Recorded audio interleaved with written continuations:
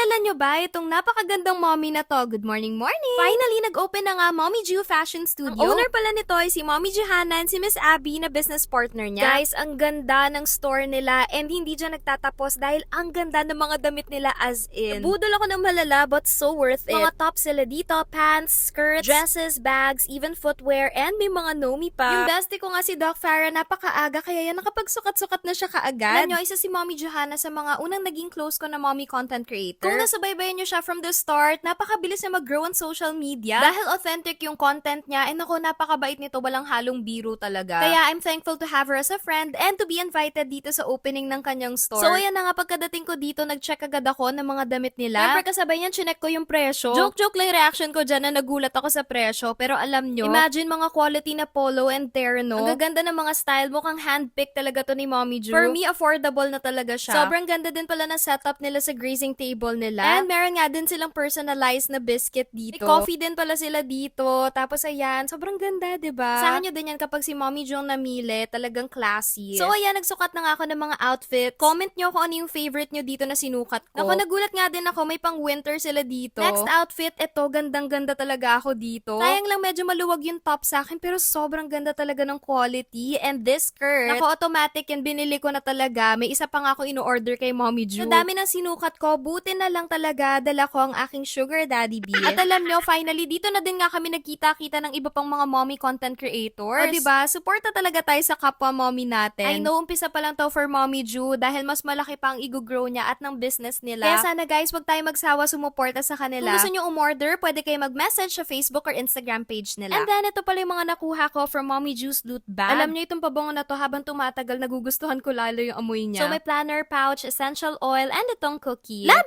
Pero may tanong ako.